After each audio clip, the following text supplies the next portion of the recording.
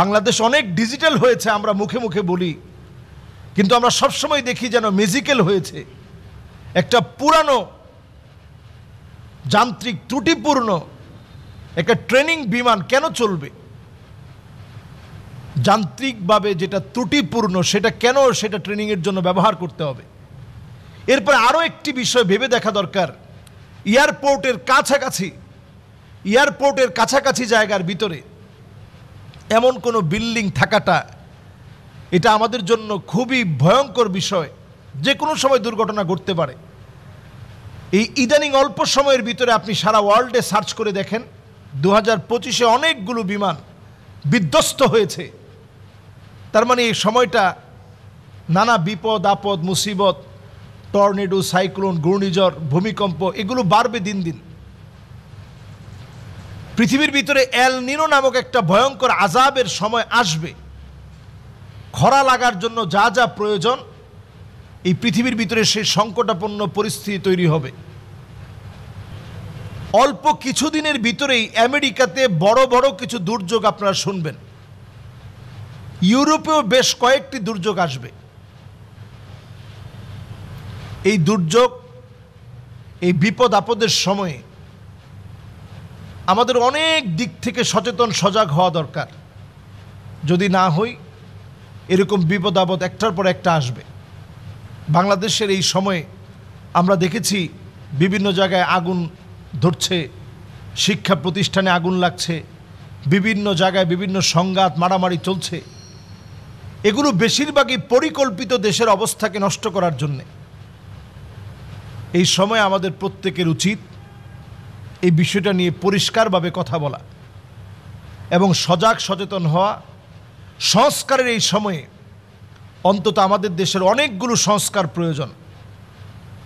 আমাদের দেশের যে অচল বিমানগুলো আছে, অনতিবিলম্বে এই ঘটনা থেকে সতর্ক হয়ে সেগুলোকে বাতিল করা দরকার। আল্লাহ আমাদেরকে বোঝার তৌফিক দান করুক। শিক্ষিকা যিনি জীবন দিলেন, তিনি নিজের জীবনটা আল্লাহর রাহে ছাত্রদের জন্য বিলিয়ে দিলেন। তিনি জানতেন তার বড় ধরনের বিপদ হতে পারে। সেটা জেনেও একটা জায়গায় তিনি দেখতেছিলেন যে আগুন পড়তেছে, বিমান বাস্ট হওয়ার পরে আগুন পড়ছে। তিনি দৌড়ে ছুটে গিয়ে সেখান থেকে বাচ্চাগুলোকে নিয়ে আসলেন। তার মানে বোঝা যায়, মানুষের জন্য যে জীবনটাকে বিসর্জন করে দেয়, জাতির কাছে তিনি স্মরণীয় হয়ে থাকবেন। এই জন্য এই সময়টাতে যারা অমানবিকতার পরিচয় দিয়েছে, মনুষ্যত্বহীনতার পরিচয় দিয়েছে, তারা জাতির কাছে কখনো শ্রেষ্ঠ হতে পারেনি। আমরা আল্লাহর কাছে পানাহ চাই, এ জাতীয় বিপদ আপদ থেকে আল্লাহ যেন আমাদেরকে হেফাজতে রাখে। একজন ভাই জানতে চেয়েছে, আসলে বিপদে পড়লে আমরা মানুষের পাশে না দাঁড়িয়ে বরং আমরা ব্যবসার চিন্তা করি, এটা কি আসলে মুসলিম একটা দেশে মানুষের চরিত্র হতে পারে?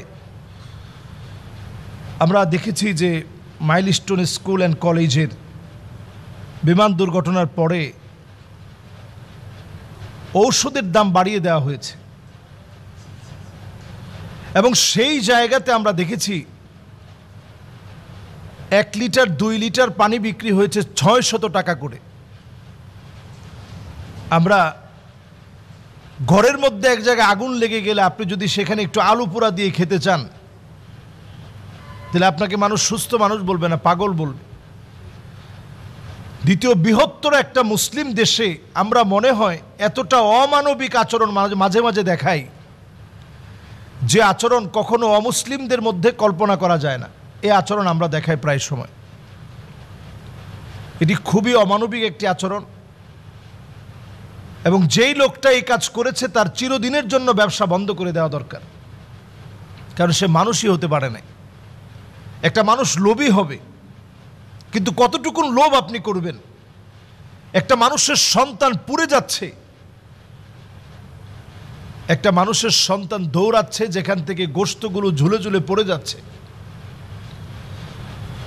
যার পরনে পোশাক আগুন দিয়ে পুড়ে শরীরের সঙ্গে লেগে গিয়েছে, চামড়াগুলো ঝুলে গিয়েছে। এই দৃশ্য দেখার পরে আপনি টাকা চান কেমনে? আমরা দিন যাচ্ছে এতটা অমানবিক হয়ে যাচ্ছি, দিন যাচ্ছে আর মানুষগুলো আমরা পশুর মতো হয়ে যাচ্ছি। কোরআনুল কারীম আল্লাহ তাআলা আমাদেরকে স্মরণ করিয়ে দিয়েছেন, ওয়াকানাল ইনসানু আজুলা। মানুষ সবচেয়ে বেশি তাড়াহুড়া করে। যখনই আমরা একটু বিপদ দেখি তাড়াহুড়া শুরু করি, কি করে আমরা এই বিপদের সময় ধনী হতে পারবো এই চেষ্টা করি।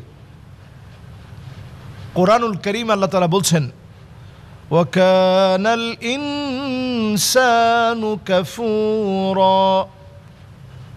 অধিকাংশ মানুষ সবচেয়ে বেশি অকৃতজ্ঞ হয়।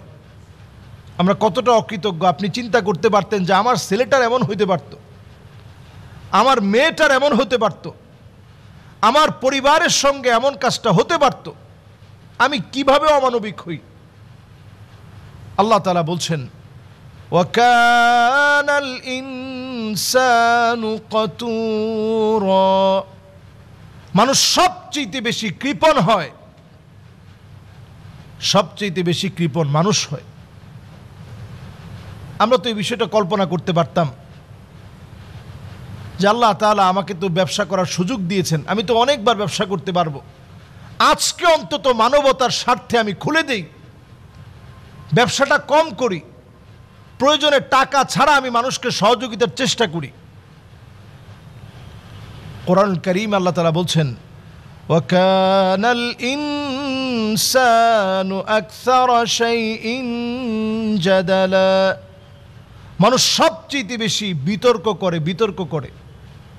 আমরা দেখবেন বাংলাদেশে বিতার্কিকের কোনো অভাব নেই। এরকম একটা দুর্ঘটনার ঘটনা আমরা শুনলাম, আগামী এক সপ্তাহের ভিতরে নতুন আরেকটা বিষয় আসবে, আপনারা লিখে রাখেন। আগামী এক সপ্তাহের ভিতরে মানুষ এটা ভুলে যাবে, নতুন আরেকটা ট্রেন্ডিং ইস্যু চলে আসবে, মানুষ সেটা নিয়ে কথা বলবে, সবাই সেটা নিয়ে চিন্তা ভাবনা করবে, কারো এটা মনে রাখার সময় সুযোগ থাকবে না। খুবই স্বাভাবিক বিষয়, যার চলে গেছে সে না বুঝে যে সে কি হারিয়ে ফেলেছে।